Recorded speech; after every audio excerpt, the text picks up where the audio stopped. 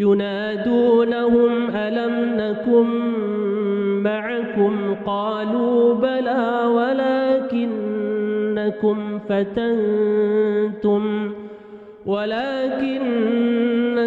فتنتم أنفسكم وتربصتم وارتبتم وغرتكم الأماني حتى جاء أمر الله وغركم بالله الغرور.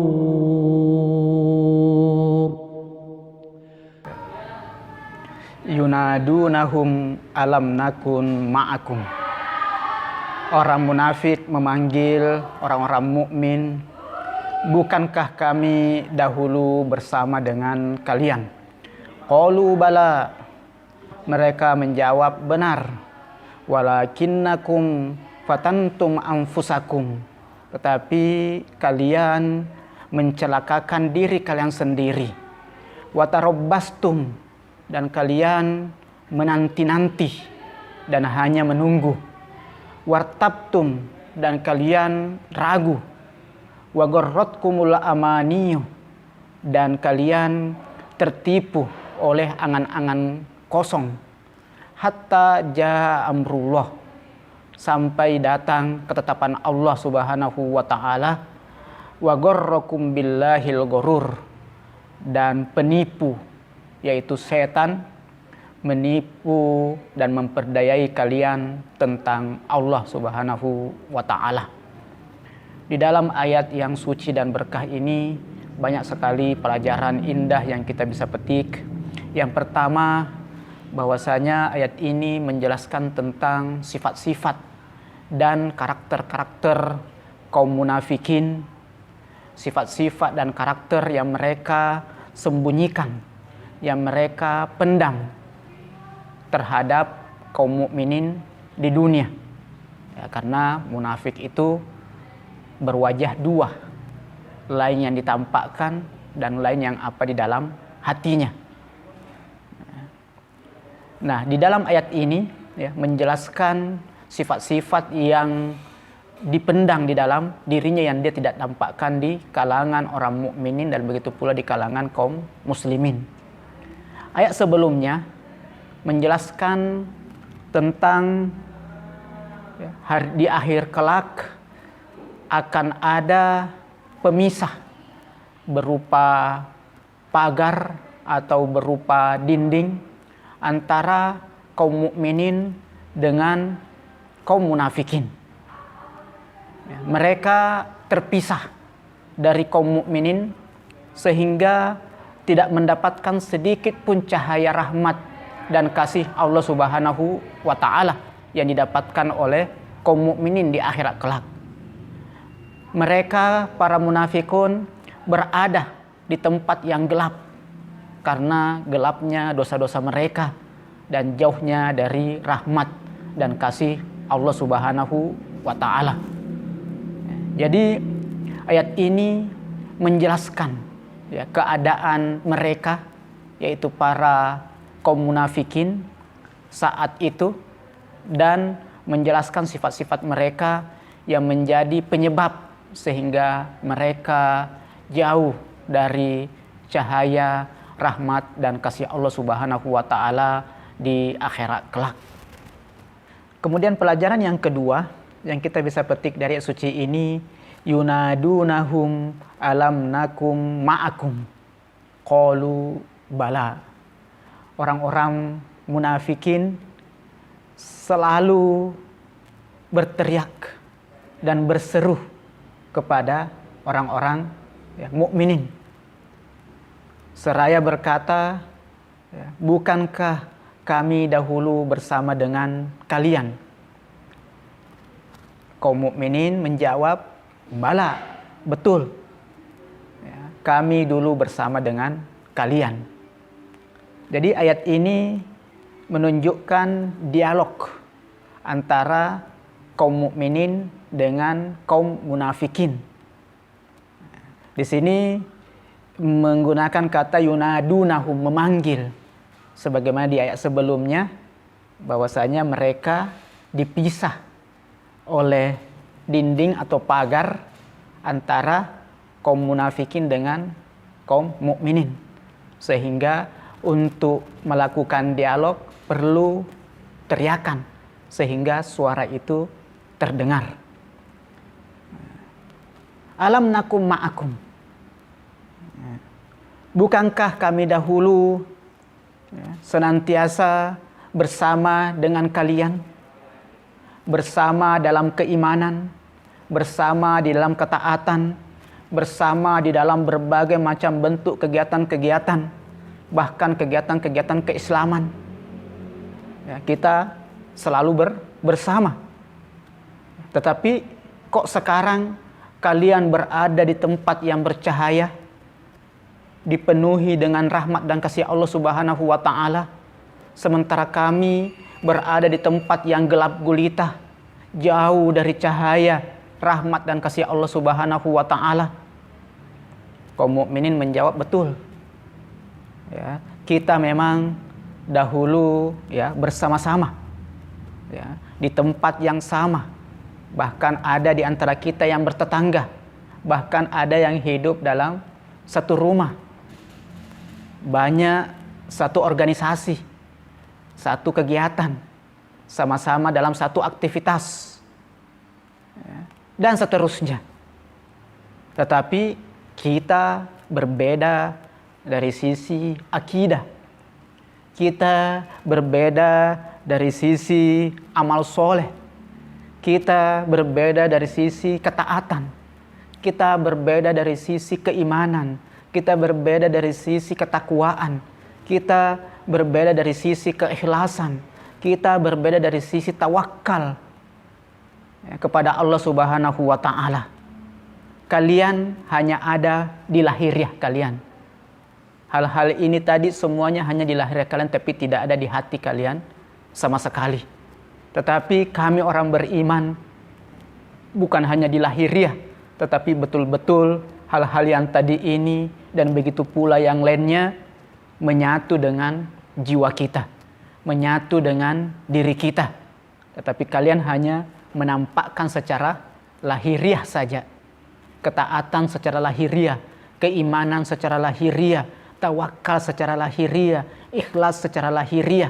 Yang mana semuanya itu tidak mungkin bisa dikatakan sebagai ikhlas, tawakal, iman, takwa dan lain-lain sebagainya, karena hanya lahiriah saja. Kemudian pelajaran yang ketiga yang kita bisa petik dari ayat suci ini, yaitu walakinnakum fatantum anfusakum, akan tetapi kalian telah mencelakakan diri kalian. Kalian telah mencelakakan diri kalian sendiri. Fatantum anfusakum, dari kata fitnah. Ya, fitnah kadang diartikan sebagai ujian, kadang diartikan sebagai bala, kadang diartikan sebagai azab, kadang diartikan sebagai kebinasaan, kadang juga diartikan sebagai kesyirikan. Nah, di dalam ayat ini, dalam konteks ayat ini, fatantum di sini ya lebih bermakna kepada mencelakakan atau membinasakan. Ya, fitnah dalam artian binasa. Ya, fatantum, kalian telah membinasakan anfusakum, diri kalian sendiri. Ayat ini ya, memulai menyebut sifat-sifat dan karakter ya, kaum munafikin dan faktor-faktor yang menyebabkan sehingga mereka jauh dari cahaya rahmat dan kasih Allah Subhanahu wa taala di akhirat. Jadi pada prinsipnya perbuatan manusia ya, di dunia ini tidak lepas dari dua hal. Apakah menguntungkan atau merugikan. Semua perbuatan manusia di dunia ini tidak lepas dari hal itu. Apakah memberikan pengaruh untung atau pengaruh rugi. Kalau yang berbuat adalah ya perbuatan baik, ya maka dia akan menguntungkan untuk ya dirinya. Kalau ya melakukan perbuatan yang buruk, maka akan merugikan kepada dirinya. Ini sudah menjadi sunnatullah, ya, konsekuensi setiap perbuatan. Ya, perbuatan baik pasti akan memberikan keuntungan kepada dirinya, perbuatan buruk pasti memberikan kerugian kepada dirinya. Sebagaimana dalam Al-Quran disebutkan, ya wala yahiqul makrus sayyi ya illa ahluhu, tidak akan ya kembali ya perencanaan ya buruk kecuali kepada yang merencanakan. Ya, semuanya akan kembali kepada dirinya sendiri. Ya, oleh karena itu dia di sini ya membinasakan dirinya sendiri karena melakukan perbuatan-perbuatan yang merugikan dirinya sendiri, perbuatan-perbuatan buruk, perencanaan-perencanaan buruk yang ingin ditujukan kepada orang-orang beriman, yang ingin ditujukan kepada Islam, yang ingin ditujukan kepada kaum muslimin. Pada hakikatnya dia sedang ya, merencanakan keburukan untuk dirinya sendiri. Ya, wala yahiqul makrus sayyi illa ahluhu. Itu sifat pertama yang disebutkan di dalam ayat ini, ya, yaitu mencelakakan ya dirinya sendiri karena perbuatannya yang memang buruk. Kemudian pelajaran yang keempat yang kita bisa petik dari ayat suci ini, watarobbastum, dan menanti-nanti. Ini merupakan sifat kedua kaum munafikun yang disebutkan di dalam ayat ini. Apa yang dinanti-nanti? Apa yang ditunggu-tunggu? Kebinasaan dan kehancuran Islam. Itu yang mereka nanti-nanti. Jadi mereka sangat berharap dan sangat menanti kehancuran Islam ya, dan kaum muslimin. Menanti kematian pemimpin suci mereka, yaitu Rasulullah Shallallahu Alaihi Wasallam. Menanti ya, dan begitu pula berbahagia akan penderitaan dan siksa dan kesulitan yang dialami oleh kaum muslimin. Dia sangat berbahagia ketika Rasulullah terhinakan, ketika Islam terpojokkan, ketika banyak orang-orang mentertawakan ya Islam, maka dia ikut bahagia. Ini bagian daripada tarabbus. Dia sangat menginginkan supaya Nabi Rasulullah SAW terhinakan, sebagaimana disebutkan dalam ya, surah ya, At-Tur ayat 30. Am yaquluna syairun natarabbasu bihi raibal manun. Bahkan mereka berkata, dia yang dimaksud adalah Rasulullah adalah seorang penyair yang kami tunggu-tunggu kecelakaan menimpanya. Begitu pula juga disebutkan di dalam ya surah ya, A'raf ya, disebutkan di situ di ayat 98, wa minal a'rabi may yattakhidhu ma yunfiqu magroman wa yatarabbasu bikumud dawair alaihim dairatus su wallahu samiun alim. Di situ ada wa yatarabbasu bikumud dawair.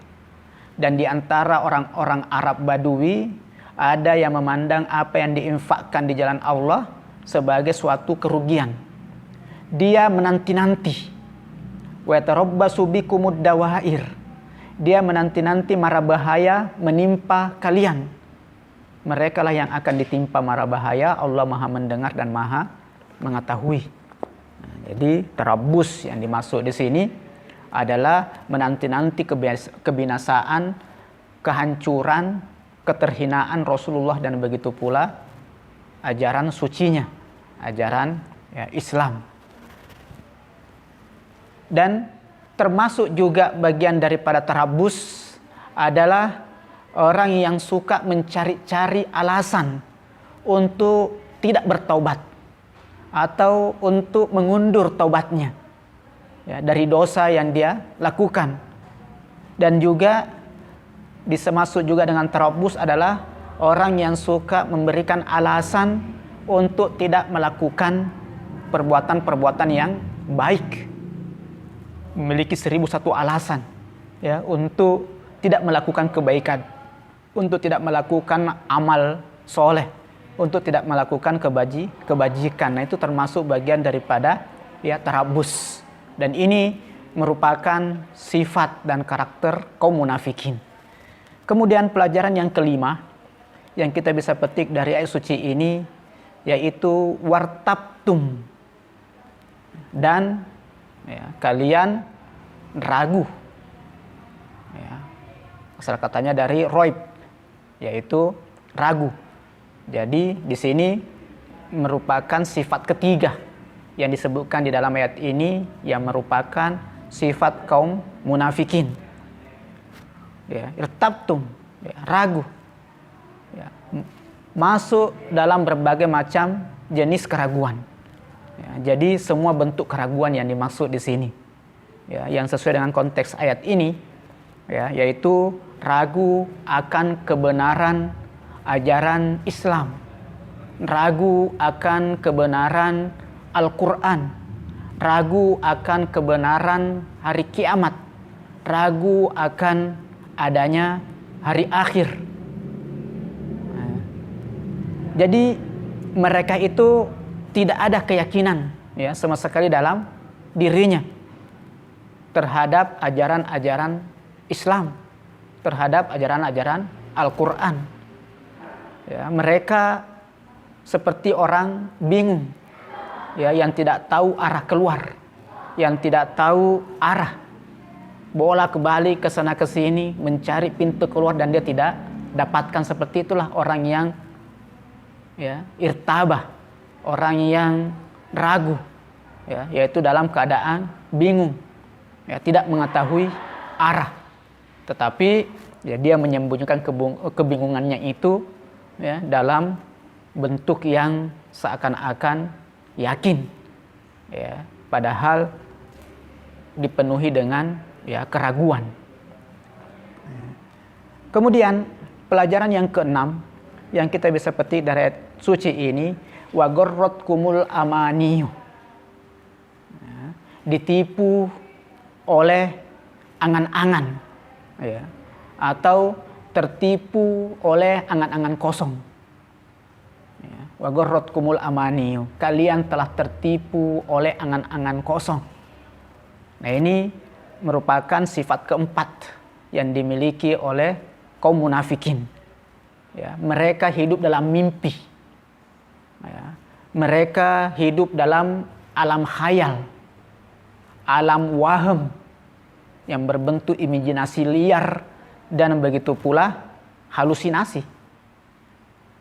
Dan dia hidup dalam mimpi yang tidak jelas. Tidak ada sama sekali waktu dia curahkan sedikit pun untuk berpikir, untuk menggunakan akalnya dengan benar. Walaupun hanya sejenak.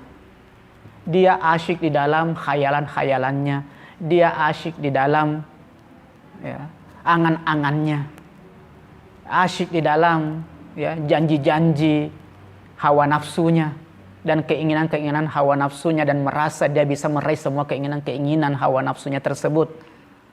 Asyik di dalam halusinasi dan imajinasi liarnya. Maka itulah yang membuat dia menjadi orang munafik, sehingga dia tidak bisa melihat hakikat.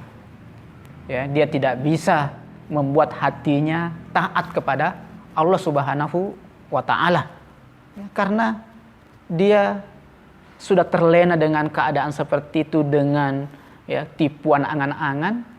Tidak ada lagi waktunya dia luangkan untuk berpikir sejenak, untuk menggunakan akal sehatnya sejenak, ya, sehingga tertutuplah dia dari berbagai macam bentuk, ya, kebenaran. Jadi tidak ada sama sekali, ya, kesuksesan, ya, yang akan bisa dicapai dengan angan-angan. Ya, tidak ada, ya, yang bisa sukses karena angan-angan. Yang bisa menghasilkan kesuksesan itu adalah iman dan amal soleh. Ya, sebagaimana juga disebutkan dalam Al-Quran, ya, laisa bi amanikum wala amani ahlil kitab. Ya, bukanlah angan-angan kalian dan bukan juga angan-angannya para ahli kitab. Ya, maksudnya angan-angan para munafikin, ya, yang bisa membuat kalian sukses. Tapi kesuksesan itu, ya, sebagaimana di ayat sebelumnya disebutkan, adalah iman dan amal soleh. Jadi angan-angan, ya, yang dimaksud dalam konteks ayat ini adalah mereka memiliki angan-angan bahwasanya agama Islam ini akan padam dan akan ditinggalkan oleh, ya, penganutnya. Makanya mereka berupaya ke sana, dan mereka, ya, yang sebenarnya dipenuhi dengan keraguan, tetapi anehnya yakin dalam hal ini. Ya, mereka meyakini Islam akan padam dan akan ditinggalkan oleh penganutnya. Makanya itu jelas adalah angan-angan, bukan keyakinan yang benar. Buktinya Islam tetap memancarkan cahayanya dan tetap, ya, memiliki pengikut, ya, yang luar biasa banyaknya. Kemudian pelajaran yang ketujuh yang kita bisa petik dari ayat suci ini, yaitu hatta jaa amrullah. Ya, akhirnya datanglah, ya, ketetapan Allah Subhanahu wa taala, yaitu kematian.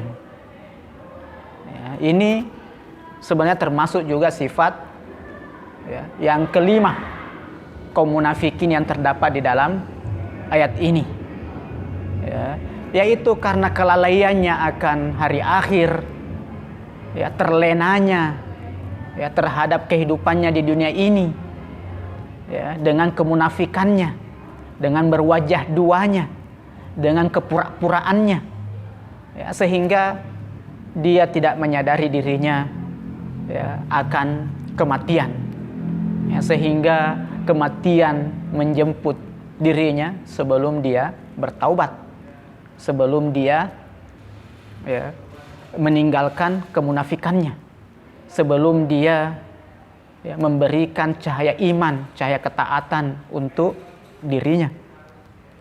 Ya, sebagaimana tadi di antara karakternya terabus, ya, yaitu mengundur-ngundur, ya, untuk bertaubat dengan berbagai macam alasan, tidak melakukan kebajikan dengan melandaskannya kepada berbagai macam alasan.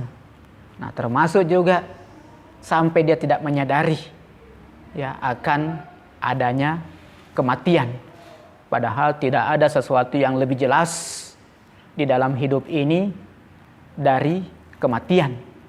Tetapi karena keterlenaannya, ya, dengan cinta dunianya, dengan pandangan lahiriahnya dan perilaku lahiriahnya, dan melupakan tazkiyatun nafsnya, melupakan menanamkan keimanan dalam jiwanya, ya, sehingga melupakan sesuatu yang paling jelas di dalam hidup ini, yaitu kematian. Jadi kelalaian terhadap kematian itu termasuk bagian daripada karakter, ya, kaum munafikin. Kemudian pelajaran yang ke-8, yaitu wagorrokum billahil gorur, dan penipu, yaitu setan, ya, datang memperdaya kalian tentang Allah Subhanahu wa ta'ala. Atau asalnya bahwasanya kalian telah ditipu, ya, terhadap Allah oleh penipu terbesar, yaitu setan. penipu yang amat penipu, yaitu setan. Makanya di situ menggunakan kata al-ghurur. Wa gharrakum billahil ghurur. Jadi fa'ilnya adalah al-ghurur, pelakunya adalah al-ghurur. Al-ghurur itu adalah sigo mubalaghah, yang menunjukkan sangat, amat. Al-ghurur itu akar katanya dari girroh, yaitu kelengahan. Al-ghurur berarti pelaku yang sangat membuat kelengahan, yaitu yang sangat penipu, amat penipu. Yaitu siapa yang amat penipu? Siapa al-ghurur? Yaitu setan. Setanlah yang membuat lengah para kaum munafikin dengan memberikan iming-iming kedudukan, iming-iming harta, iming-iming popularitas, dan seterusnya. Terkadang bahkan setan ini sebagai al-ghurur itu menipu manusia tentang ketuhanan, sehingga mempertanyakan tentang eksistensi adanya Allah Subhanahu wa Ta'ala, mempertanyakan eksistensi Tuhan, meragukan akan keberadaan Allah Subhanahu wa Ta'ala. Itu termasuk dari tipuan al-ghurur, setan. Nah, orang-orang munafik itu dengan mudah tertipu, diberikan keraguan tentang ada atau tidaknya Allah Subhanahu wa Ta'ala. Padahal Allah Subhanahu wa Ta'ala wujud yang paling jelas, wujud yang paling terang.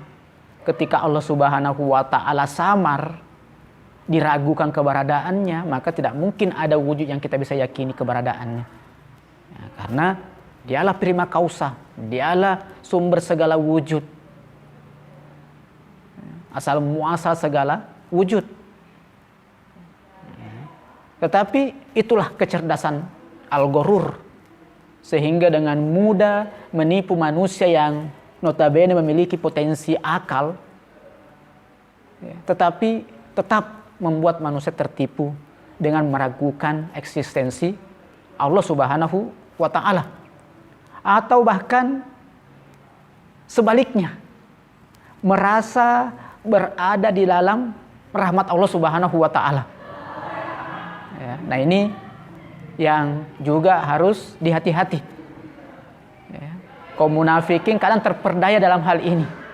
Belum melakukan hal yang begitu banyak, hatinya belum begitu suci, masih suka berkata kotor, masih suka memfitnah, masih suka berdusta. Tetapi dia merasa dekat dengan Allah Subhanahu wa Ta'ala dan berada di dalam rahmat Allah Subhanahu wa Ta'ala. Ini termasuk tipuan al-ghurur, yang mana orang munafikin mudah sekali terperdaya dengan tipuan ini.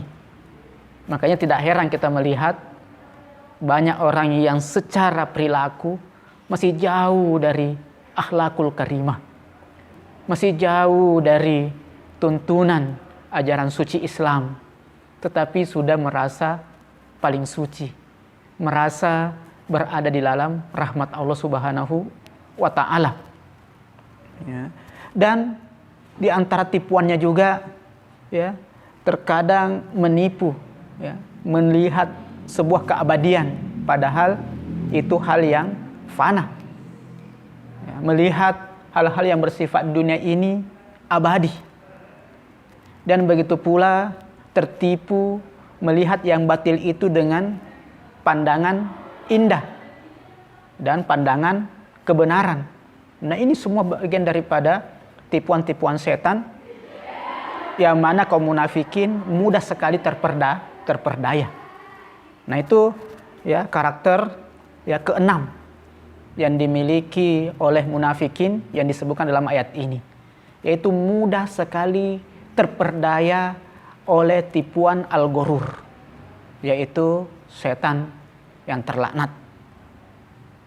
Kemudian pelajaran yang ke-9 yang kita bisa petik dari ayat ini, yaitu kalau kita simpulkan, ya, dari tanda-tanda pertama ya, sampai wagorrokum billahil gorur, ya, itu ya, mungkin kita bisa simpulkan bahwasanya perbedaan ya, kaum mukminin dengan kaum munafikin ya, yang pertama ya, orang mukmin itu tidak pernah menginginkan keburukan sama sekali kepada orang lain. Itu tanda pertama, orang mukmin tidak pernah sama sekali menginginkan keburukan menimpa ya, orang lain. Sebagaimana dalam doa disebutkan dalam Al-Qur'an, wala taj'al fi qulubina ghillal lil ladzina amanu. Ya, jangan sama sekali letakkan ya, jadikan di dalam hati kami ini sifat dengki ya, kepada orang-orang beriman. Nah, ini karakter orang mukmin. Ya, yaitu tidak pernah menginginkan keburukan menimpa ya, selain dirinya. Sementara orang munafik selalu berharap keburukan menimpa kepada kaum muslimin, kepada kaum mukminin, kepada Rasulullah, kepada Islam. Nah, kebalikannya. Ya, berarti kita bisa ya, menjadikan bahan evaluasi untuk diri kita. Ya, kalau masih ada harapan keburukan ya, menimpa saudara kita sesama muslim, apalagi yang sesama mukmin, ya, berarti kita belum dikategorikan sebagai orang mukmin. Masih ada tanda-tanda kemunafikan di dalam diri kita. Kemudian orang mukmin itu ahli yakin. Yakin keberadaan Allah Subhanahu wa taala. Yakin kebenaran ya, Rasulullah Shallallahu alaihi wasallam, yakin kebenaran Al-Quran, yakin akan kebenaran ajaran Islam, yakin akan kebenaran adanya hari kiamat, yakin akan kebenaran adanya hari akhir. Sementara orang munafik ya, itu ya, ragu dalam segala hal yang harus diyakini, segala hakikat ya, dan wujud-wujud yang nyata yang diajarkan di dalam Islam. Ya, irtabtum, ya, ragu. Kemudian kaum mukminin itu realistis ya, dan pencari hakikat ya, mencari wujud-wujud yang hakiki, yang realita ya, dan selalu berpikir realistis ya, berusaha menyingkirkan hal-hal yang tidak realistis, yang tidak ada wujud hakikinya. Sementara ya, kaum munafikin ya, hidup dalam alam waham, hidup dalam khayal, hidup dalam angan-angan kosong. Kemudian orang mukmin itu ketika ditimpa gangguan setan, tipuan setan, dia tidak akan terpengaruh. Dia langsung mengingat Allah Subhanahu wa taala. Ya. Iza massahum ta'ifum minasyaiton tadzakkaru, orang mukmin ya, ketika ya, dipengaruhi oleh setan, diberikan was-was oleh setan, diperdaya oleh setan, dia tidak akan terperdaya karena langsung mengingat Allah Subhanahu wa taala. Sementara ya, kaum munafikin wa gharratkumul amaniyu, mudah sekali tertipu dengan gombalan-gombalan dan tipuan-tipuan setan. Kemudian kaum mukminin itu selalu menanti ya, kemenangan Islam, sementara kaum munafikin selalu menanti kekalahan Islam. Orang mukmin itu selalu mengajak kepada persatuan, sementara kaum munafikin selalu mengajak kepada perpecahan ya, dan perselisihan. Ya. Orang mukmin itu ya, tidak pernah mengundur-ngundur untuk taubat, dan begitu pula berbuat baik. Ya. Tidak akan memberikan satu pun alasan kenapa dia tidak melakukan kebaikan.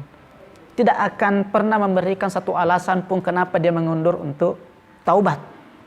Kapan ada ya, keharusan dia taubat, maka dia taubat. Kapan ada peluang beramal baik, maka dia langsung ya, mengamalkannya. Tetapi kalau munafikin ya, selalu mencari alasan untuk mengundur-undur ya taubat, begitu pula juga untuk tidak melakukan ya amal kebaikan. Kenapa tidak bertadabbur Al-Quran di bulan Ramadan? Sekian ribu alasan yang dia miliki.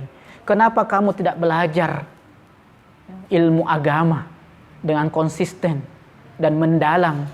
Berbagai macam alasan yang dia miliki untuk tidak melakukannya, ataupun kabur setelah dia melakukannya sejenak. Kemudian pelajaran yang ke-10 yang kita bisa petik dari ayat suci ini, ya, bahwasanya ya, kaum munafikin di beberapa ayat yang lain itu menganggap agama itu sebagai tipuan, ya, dan menganggap janji-janji Allah dan begitu pula janji-janji Rasul itu juga sebagai tipuan. Gorroha ula idinuhum. Ya, kaum munafikin mengatakan bahwasanya ya, agama mereka, ya, kaum mukminin ini menipu ya mereka. Atau mengatakan ma wa'adanallahu wa rasuluhu illa ya, gururo. Tidaklah ya kita dijanjikan oleh Allah dan Rasulnya ya kecuali adalah tipuan. Jadi mereka menganggap janji-janji Allah, janji-janji Rasul, begitu pula menganggap agama ini sebagai tipuan. Nah itu semuanya dijawab di dalam ayat ini, bahwasanya mereka lah yang tertipu oleh setan. Wa gharrakum billahil gharur. Justru kalian inilah yang terperdaya oleh al-gharur, ya, oleh penipu yang paling hebat, yang paling lihai, yang paling cerdas, ya, yaitu setan. Bukan Allah, bukan agama, bukan Rasul yang menipu, tapi kalianlah yang tertipu. Kemudian pelajaran yang ke-11 yang kita bisa petik dari ayat suci ini, ya, bahwasanya kebersamaan ya secara lahiriah, kebersamaan secara atribut, ya, kesamaan di dalam sebuah aktivitas, di sebuah tempat, sama atribut-atributnya. Misalnya kita dalam perjuangan keagamaan, ya, menggunakan atribut keagamaan yang sama, ya, memiliki surban, songkok ataupun apapun itu yang berbentuk atribut-atribut keagamaan, yang memiliki kesamaan atau kesamaan kartu anggota, ya, di sebuah organisasi, di sebuah kelompok tertentu, ya, yang berbasis dakwah, yang berbasis gerakan fisabilillah, yang berbasis gerakan islah, ya, perbaikan kemanusiaan, ya, keagamaan dan lain sebagainya. Ya, adanya kesamaan secara lahiriah, ya, itu bukanlah ya sebagai tolok ukur, ya, kebersamaan secara batiniah. Ya, itu tidak bisa kita jadikan sebagai tolok ukur. Ya, sebagaimana disebutkan di sini tadi, ya, alam nakum ma'akum. Ya, apakah kita tidak bersama di dunia? Ya, dijawab iya, betul. Qalu bala. Kita bersama di satu tempat, kita bersama di pasar, kita bersama di lorong-lorong, bahkan kita bertetangga, bahkan ada yang satu rumah. Kita sama-sama dalam satu gerakan, dalam satu aktivitas dakwah, dan seterusnya. Ya. Tapi ya, kita tidak boleh langsung terperdaya karena adanya kesamaan secara lahiriah, sehingga kita jadikan juga sebagai kesamaan secara ya maknawi, ya, secara batin, yaitu sama-sama beriman kepada Allah, sama-sama taat, sama-sama bertakwa, dan sama-sama mengharapkan ridha Allah, dan sama-sama ikhlas dalam berjuang, sama-sama ikhlas dalam berbuat. Itu menjadi ya peringatan keras untuk kita supaya kita tidak mudah terperdaya dan tertipu dengan berbagai macam bentuk atribut-atribut keislaman, atribut-atribut ya kesucian, dan begitu pula juga bahasa-bahasa ya kesucian. Kemudian pelajaran yang ke-12 yang kita bisa petik, ya, bahwasanya yang membuat ya kaum munafikin dan begitu pula ya, orang-orang mukmin ya, berpisah tempatnya di akhirat. Satunya berada di tempat yang terang benderang dengan cahaya rahmat dan kasih Allah Subhanahu wa taala. Satunya berada di tempat yang gelap gulita, jauh dari cahaya ilahi, jauh dari cahaya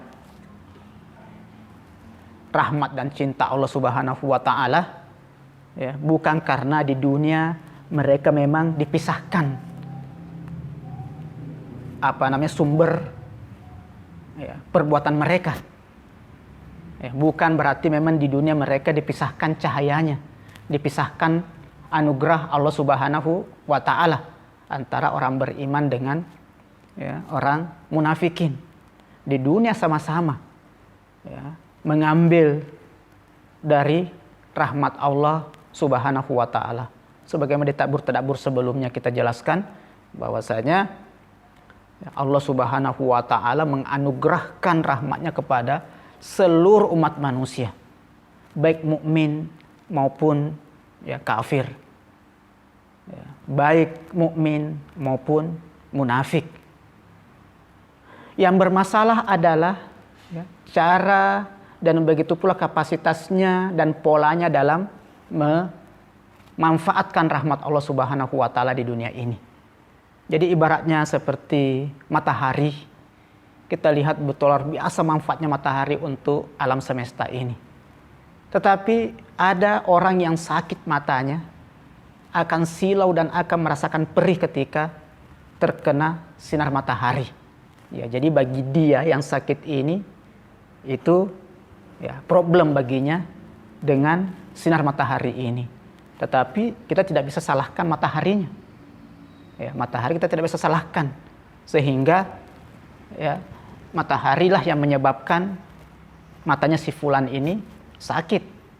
Ya, tetapi dianya yang tidak mampu untuk ya, menerima ya cahaya matahari itu. Karena satu sisi ya, matahari luar biasa manfaatnya untuk alam semesta ini.